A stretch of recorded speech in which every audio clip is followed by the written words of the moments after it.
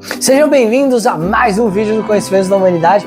E hoje é dia de cultura pop, no ocultismo, na música, na filosofia. A gente vai falar sobre o filme Os Pecadores. Bom, recentemente teve o Oscar, esse filme ganhou um monte de indicações para o Oscar. Ele tem uma história muito legal, uma metáfora por trás que vai nos fazer pensar sobre cultura. Bom, o filme é dirigido pelo Ryan Coogler e ele vai falar de música, de ancestralidade e também de apagamento cultural.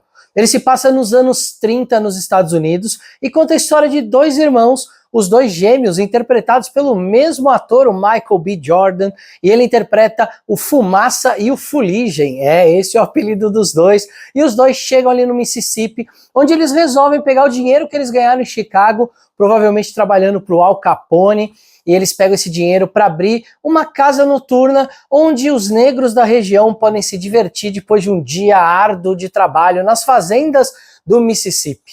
É nesse contexto que Sammy, o seu primo guitarrista que toca blues, mas que é jovem, e aqui tem duas coisas bacanas para conversar sobre o Sammy.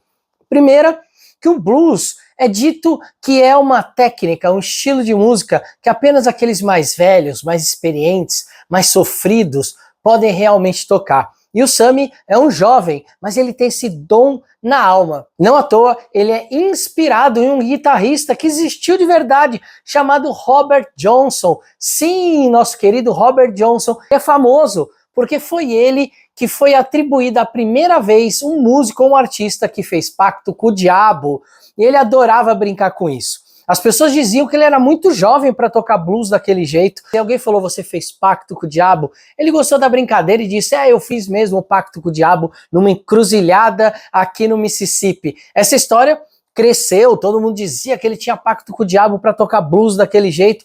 E o nosso querido Robert Johnson morreu com 27 anos, o que aumentou mais ainda a lenda do pacto com o diabo, e depois gerou a história dos grandes artistas que fazem pacto ou não morrerem com 27 anos de idade. Bom, mas o Sammy no filme ele tem uma espécie de um poder sobrenatural. Quando ele toca esse blues de alma, ele consegue romper a barreira entre o mundo físico e o mundo espiritual. E aí ele vai atrair um monte de coisa do lado de lá. Não só as coisas boas, mas também as coisas ruins. E aí é nesse filme, então, que ao tocar sua música e ao, através dela, curar as almas, curar as feridas, ele também acaba atraindo vampiros. Sim, um filme que começa falando de blues, de máfia, de abrir uma casa noturna, acaba ali chegando nos vampiros. Mas esses vampiros não estão ali à toa. Eles têm um papel muito importante para representar uma metáfora muito legal nesse filme. Os vampiros vão representar uma forma de apagamento cultural. No filme eles são irlandeses. O vampiro principal, o Remick, ele é um irlandês e ele está querendo ali entrar na casa noturna porque ele quer de alguma forma se alimentar ali daquele pessoal que está na casa noturna. Antes, a gente vê que ele acaba usando um discurso de adaptação cultural para convencer uns caras da Ku Klux Klan a abrirem a porta da casa, e esses caras convidam os vampiros para entrar, e eles usam um discurso de ir contra os indígenas, e aí os caras falam, pô, vocês têm um discurso parecido com o nosso, entra aí, vem ser meu amigo também, e aí a vampirada faz a festa. Depois disso, eles continuam vagando até que eles chegam no local onde o Sammy está tocando e a música acaba atraindo os vampiros para lá. E é obviamente que eles querem chegar até o Sammy e eles adaptam o discurso deles para poder entrar ali. Isso mostra, por um lado, o quanto uma cultura ela tenta se adaptar a outra para absorver aquela cultura. E quando a gente pega principalmente a cultura negra nos Estados Unidos, é uma cultura que está muito ligada à música, não só ao blues, ao jazz, como a gente está acostumado, mas o próprio rock and roll nasceu dentro da cultura negra e depois acabou sendo apropriada por muita gente que inclusive copiou música dos negros, fazendo plágio literalmente e não dando os créditos para eles. O irlandês, o Remick, ele já demonstra que ele é uma cultura apagada. Quando ele se torna um vampiro, alguém que precisa se alimentar das outras coisas, das outras energias, ele nos lembra o quanto a cultura irlandesa também foi apagada na América. A gente sabe que algumas culturas de migrantes ou até culturas originárias da América, dos Estados Unidos, acabaram sendo apagadas ou sendo absorvidas culturalmente. Se você não sabe, a Irlanda passou uma época chamada a Grande Fome. E por causa disso, muitos irlandeses migraram para os Estados Unidos, principalmente para a região onde hoje a gente tem Boston, Nova York, Chicago, aquela região ali do nordeste dos Estados Unidos.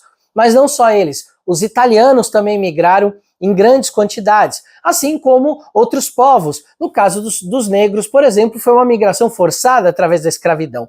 Esses povos, quando chegaram nos Estados Unidos, tiveram suas culturas apagadas por discriminação. Eu não sei se você sabe, mas hoje a gente comemora dia de São Patrício, tem um monte de pub nos Estados Unidos, mas os irlandeses, eles eram considerados cidadãos assim de 10ª classe. Eles eram comparados aos ciganos, e não só eles, os italianos também. Eles eram considerados imigrantes que não eram bem-vindos na América, e aí eles foram sendo colocados sempre à margem da sociedade. Não à toa, muitos dos irlandeses e muitos dos italianos acabaram indo para a margem da sociedade, e aí a gente vai ter máfia irlandesa, máfia italiana, tantos filmes que a gente vê como Os Intocáveis, como O Informante, tem vários filmes que tratam justamente dos irlandeses e dos italianos que foram colocados à marginalidade e acabaram abraçando isso. O Poderoso Chefão é um bom exemplo disso também. Então o filme ele faz paralelos com a cultura irlandesa, que foi apagada à força, a cultura indígena, que foi destruída dentro da cultura americana, e também a cultura negra, que acabou sendo muito absorvida, principalmente com relação à música. O filme então fala de um apagamento de memória e o quanto o blues era importante para ele ser a resistência naquele momento. Mas a música, ela não é só importante no filme, porque ela traz ali uma expressão da cultura negra. A música sempre foi, na história da humanidade, uma das grandes representações da espiritualidade. Quando a gente pega em religiosidades europeias, como o cristianismo, a gente vê o quanto a música é importante, e não só no cristianismo, mas no cristianismo católico, como a gente está acostumado aqui no Brasil, mas também o lado protestante, o quanto a música gospel, as igrejas americanas, né, protestantes também, com as músicas, com as missas em forma de música, que fizeram tanto sucesso que deram até origem ao filme, lembra de Mudança de Hábito com a Whoopi Goldberg? Mas não fica só nas religiões europeias, a gente tem também nas religiões do continente africano, a música como a base ritualística de várias práticas espirituais. A música aqui também dos povos originários das Américas, tanto os nativos mesoamericanos, norte-americanos, os indígenas aqui sul-americanos, todos eles com seus rituais, onde a entoação de cantos e a música era muito importante para a conexão espiritual. Na Ásia a gente também vê isso, por exemplo, quando a gente pega os lugares onde o budismo ou o hinduísmo se espalharam, os mantras hindus, os cânticos budistas, mostrando que a música, a forma de cantar, é uma forma de conexão com o espiritual, com o divino, assim como a gente vê no filme.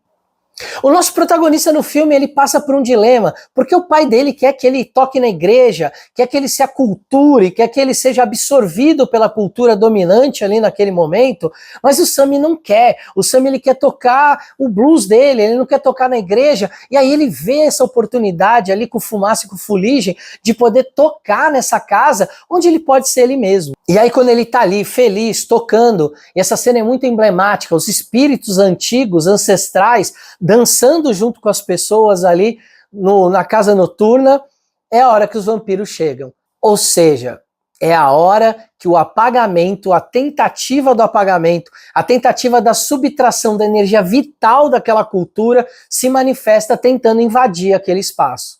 O blues, então, ele se torna uma ferramenta de resistência, porque ele transforma todo aquele sofrimento numa expressão. E os vampiros entram, quando eles entram na casa, entram naquele lugar, aí começa uma briga sangrenta. E essa briga sangrenta justamente é uma metáfora, o quanto tantas pessoas morreram tentando fazer com que sua cultura resistisse a uma cultura dominante. Aquela briga entre os vampiros não é só uma briga estilo Tarantino, o Drink no Inferno. Aquela briga entre os vampiros e as pessoas que estão ali é uma tentativa de resistir ao apagamento daquela cultura. Por isso que eles vão brigar com unhas e dentes, literalmente com dentes.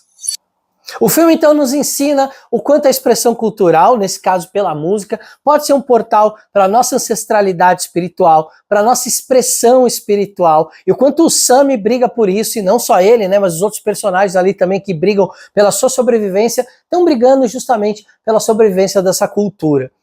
Fica a dica, é um filme muito bacana, preste atenção na fotografia, na iluminação, no roteiro e nessa metáfora por trás. Se você já assistiu, aproveita para assistir de novo agora com essa ideia em mente. Se ainda não assistiu, tá perdendo um baita de um filme bacana, assiste que você vai gostar bastante. E já vou deixar aqui um convite, hein?